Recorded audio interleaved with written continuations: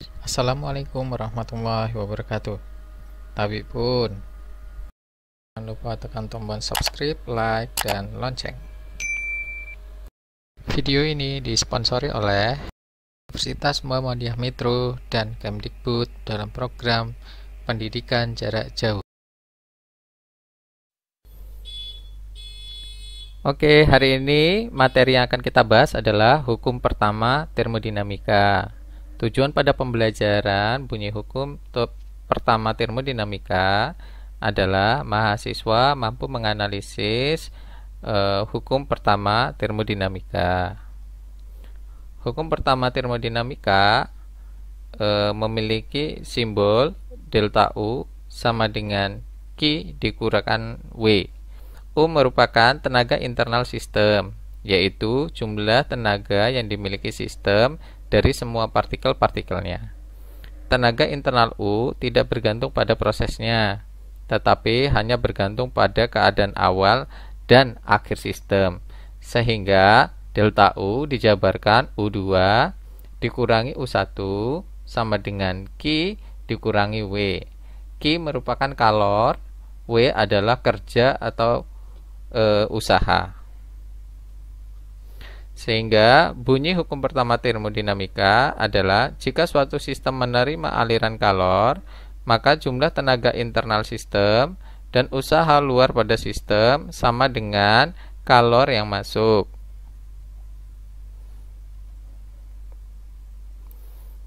Dasar hukum ke-0 termodinamika kemarin kita sudah bahas, jika suatu sistem diberikan suatu panas kecil dq, maka sistem tersebut akan melakukan kerja luar kecil sebesar dW. Akibatnya pertambahan kecepatan molekul dan pertambahan jarak antar molekul, sehingga energi total akibat pemanasan yaitu besarnya adalah dq itu sama dengan du ditambah dw. dq adalah perubahan kalornya, du adalah perubahan energi internal sistem. Tadi sudah kita bahas, energi internal sistem itu hanya bergantung pada awal dan akhir saja. Ditambah dengan dw adalah perubahan dari kerja sistem.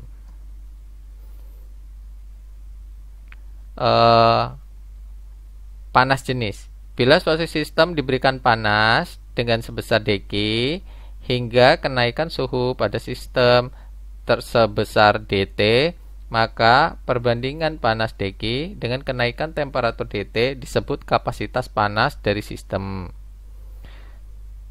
dq apabila digambarkan dalam bentuk persamaan, dq sama dengan mc kali dt, atau bisa juga biasanya disebut dengan, kalau misalkan D nya kita ganti sama-sama delta, maka delta Q sama dengan MC delta T, karena kita pahami bahwa hanya bergantung pada awal dan akhir saja,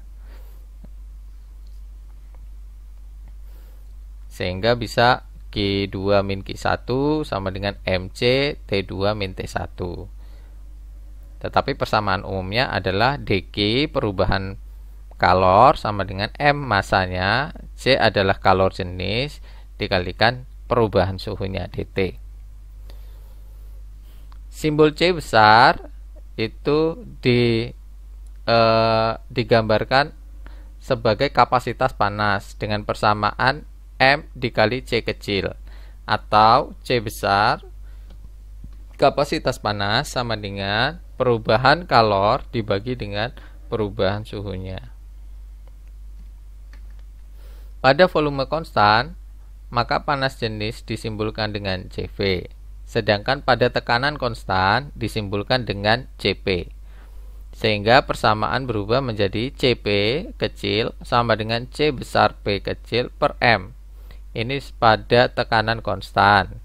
C kecil V sama dengan C besar V per M, ini pada volume konstan. Dengan satuan Cp dan Cv adalah kalori per gram derajat Kelvin atau kilokalori per kilogram derajat Kelvin dan lain-lain. Panas total yang masuk ke dalam sistem yaitu dq sama dengan MCP dikalikan DT.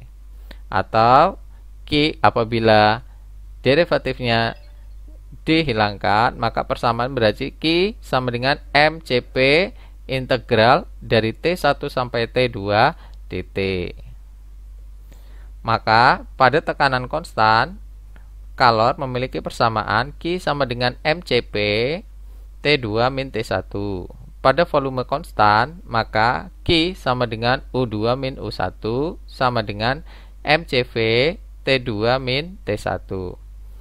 Kapasitas jenis persatuan mol disebut juga panas jenis molar, disimbolkan dengan C tanda bintang, sehingga persamaan berubah menjadi CP tanda bintang sama dengan CP per N, dengan N adalah jumlah mol. CV tanda bintang sama dengan CV per N, sehingga panas yang masuk persatuan mol yaitu pada tekanan konstan dQ sama dengan NCP tanda bintang DT berubah menjadi Q NCP tanda bintang integral dari T1 ke T2 dt.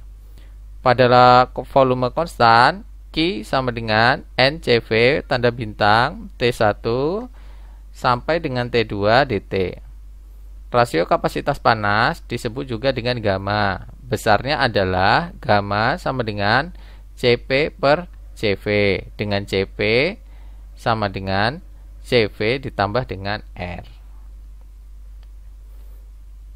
Ini adalah contoh soal, bisa dikerjakan sebagai latihan, kita diskusikan pada LMS. Sampai bertemu lagi pada video selanjutnya.